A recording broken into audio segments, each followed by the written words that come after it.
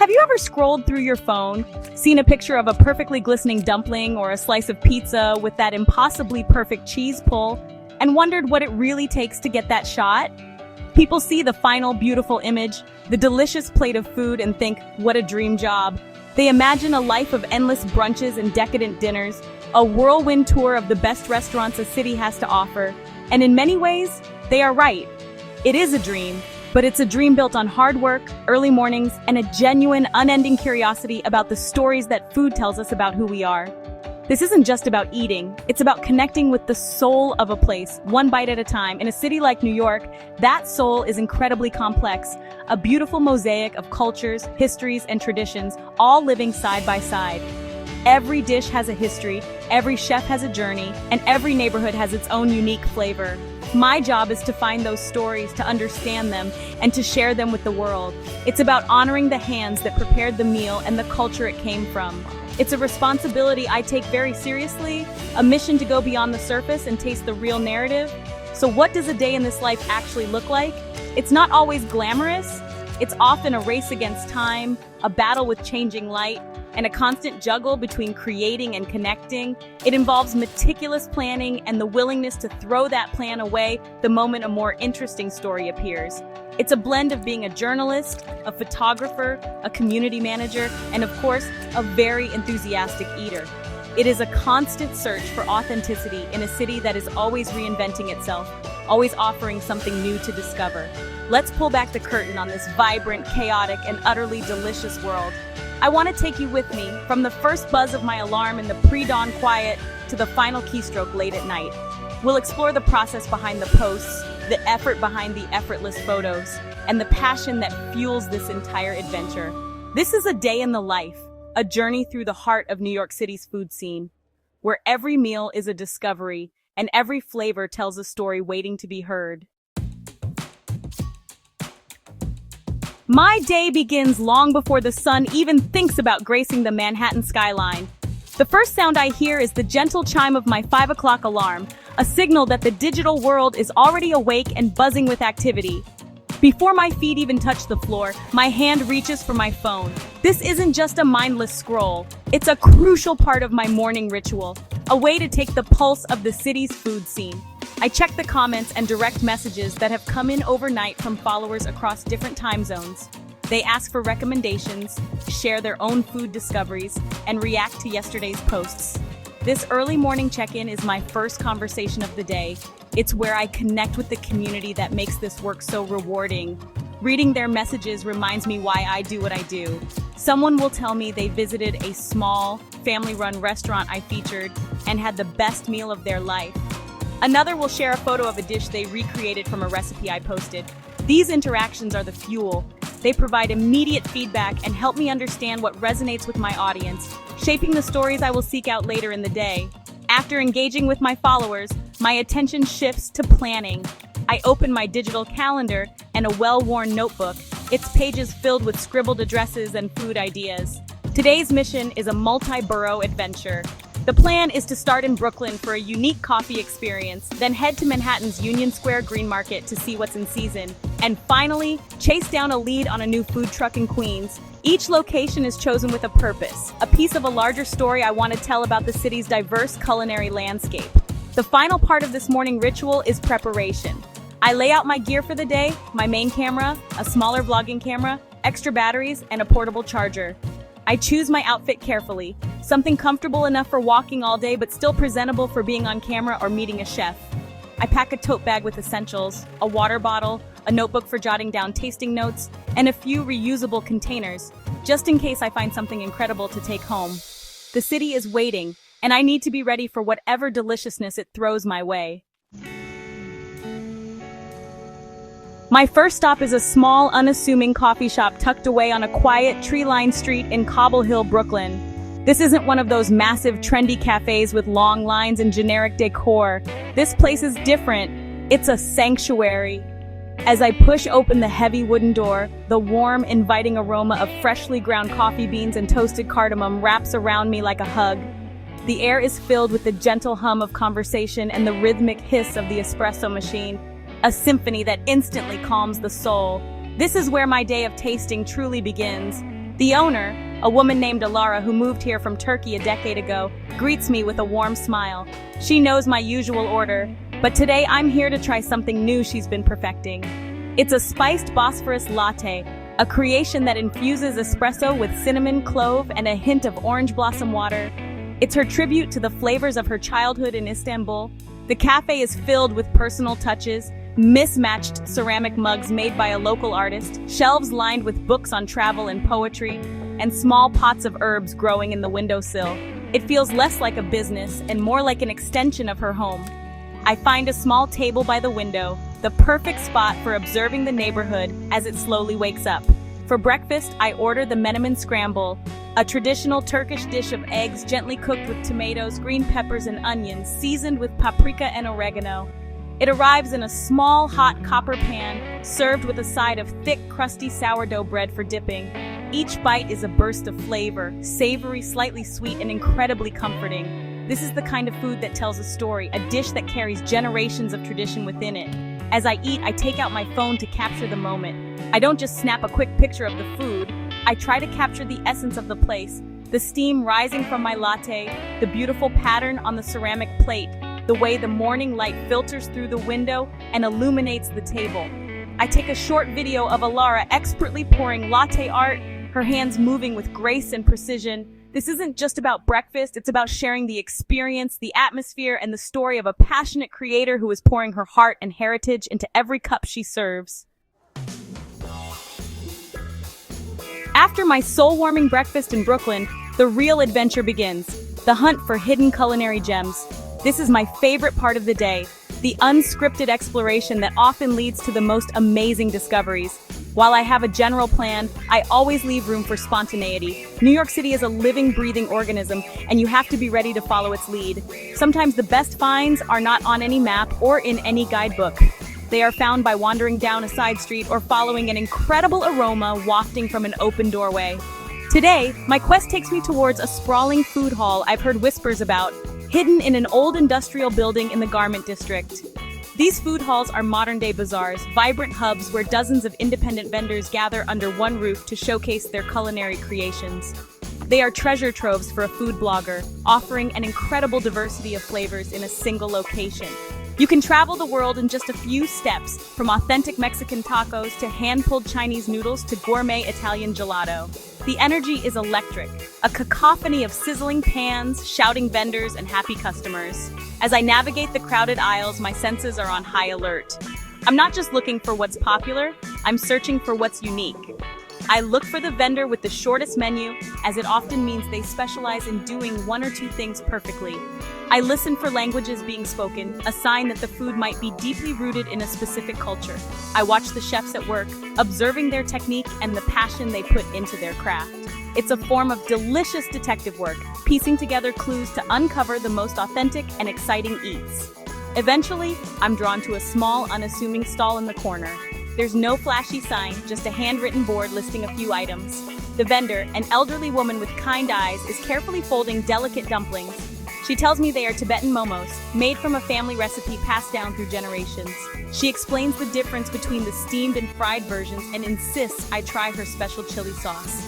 This is exactly what I was looking for, not just a meal, but a story, a connection, a taste of a culture shared with pride and love. My next destination is the iconic Union Square Green Market. This isn't just a place to buy fruits and vegetables, it's the beating heart of New York's farm-to-table movement. On a busy market day, the square transforms into a vibrant, bustling hub of color, sound, and scent. Farmers from upstate New York, New Jersey, and Pennsylvania drive in before dawn to set up their stalls, their tables overflowing with the bounty of the season. The air is thick with the earthy smell of fresh soil, the sweet fragrance of ripe peaches, and the sharp, clean scent of fresh herbs. Walking through the market is honestly a feast for the senses. My eyes are drawn to the brilliant hues of heirloom tomatoes, which come in every shade from deep purple to sunny yellow. I see piles of leafy kale, bundles of rainbow chard with their bright pink and orange stems, and baskets of tiny jewel-like berries. I run my fingers over the rough skin of a butternut squash and marvel at the delicate, fuzzy texture of a freshly picked peach. Each stall tells a story about the land it came from and the people who worked tirelessly to cultivate it. This is where I find inspiration for my own cooking and for the content I create. I'm not just here to shop, I'm here to learn. I want to know what's at its peak, what's new and exciting, and how the weather has affected this year's harvest. I stopped to talk to a farmer who specializes in growing dozens of varieties of potatoes. He slices one open for me to see its vibrant purple flesh and explains how its waxy texture makes it perfect for roasting. This is the kind of detail my followers love, the practical knowledge that connects them more deeply to their food. I make sure to purchase a few special items to feature later. Today, I'm captivated by some beautiful squash blossoms, delicate and bright orange. I also grab a carton of fresh figs, a loaf of artisan bread from a local baker, and a small jar of raw honey from a beekeeper who has brought his observation hive to the market. These ingredients aren't just groceries, they are the stars of my next story. They represent a direct connection between the city and the surrounding countryside, a relationship that is essential to New York's vibrant food culture. The most important part of my visits to places like the Green Market isn't just seeing the produce, it's talking to the people behind it. Building relationships with the farmers and vendors is essential. These conversations are where the real stories are found. They provide the context, the history, and the human element that transforms a simple photo of a vegetable into a compelling piece of content.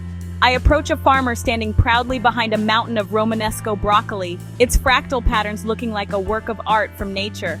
I don't just ask about the price, I ask about his farm.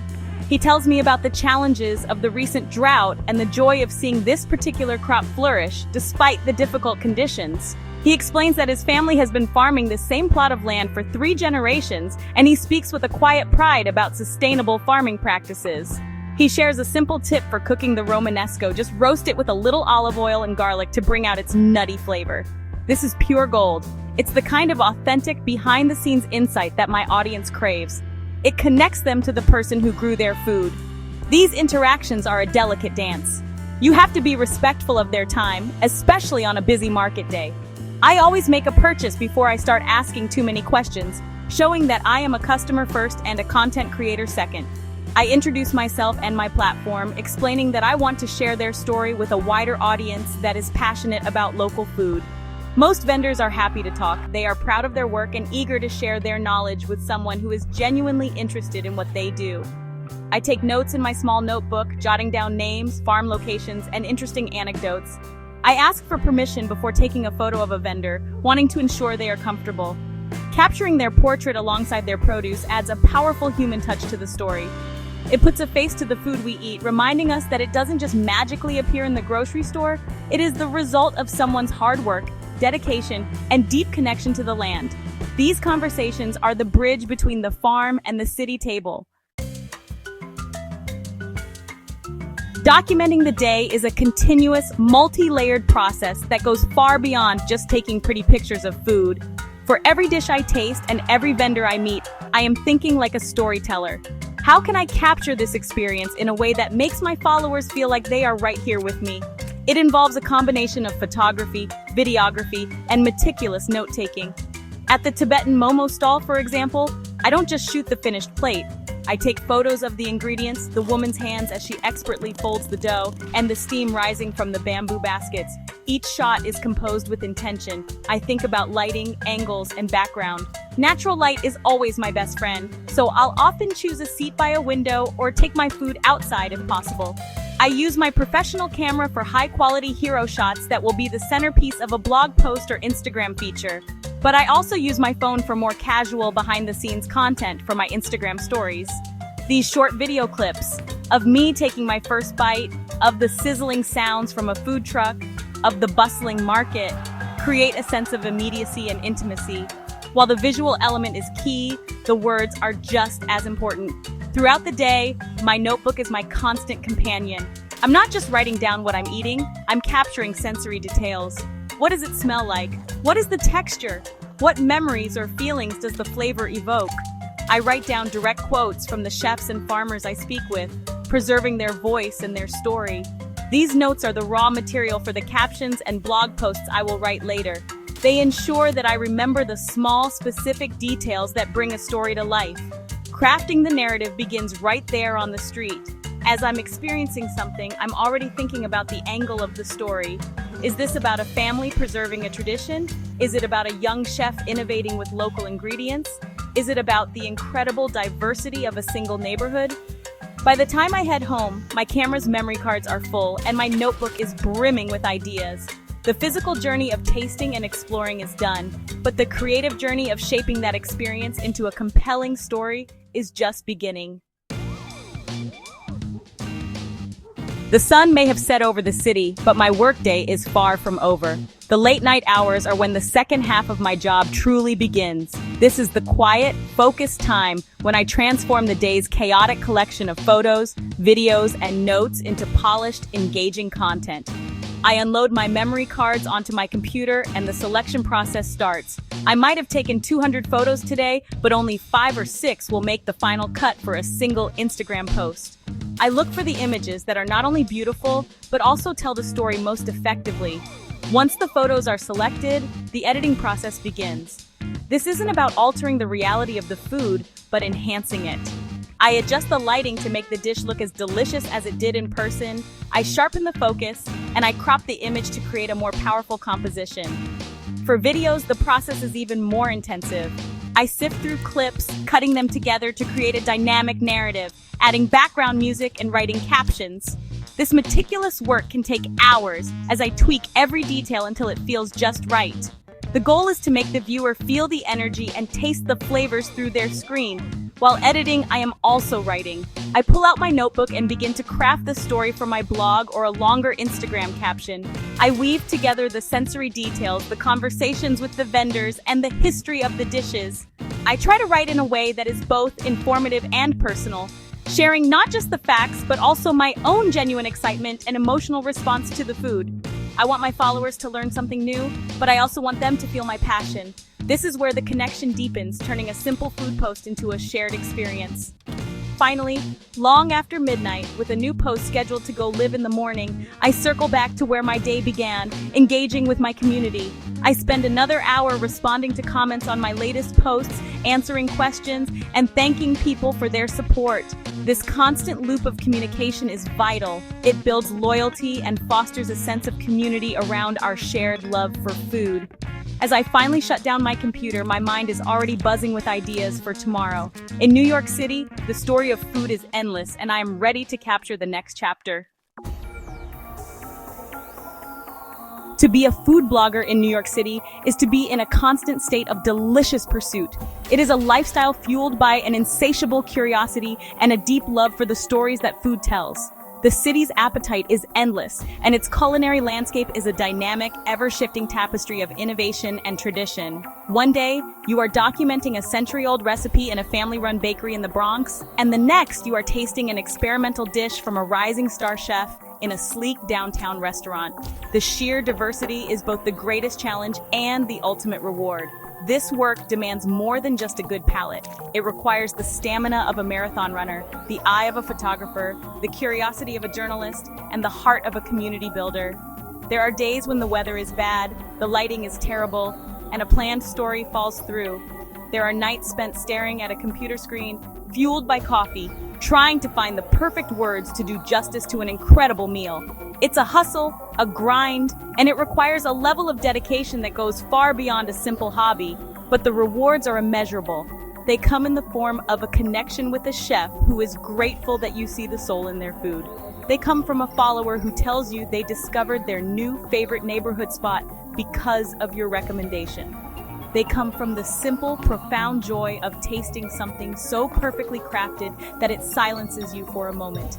It is a privilege to be a conduit for these stories, to amplify the voices of the talented, hardworking people who make this city's food scene the most exciting in the world. Ultimately, this is a love letter to New York.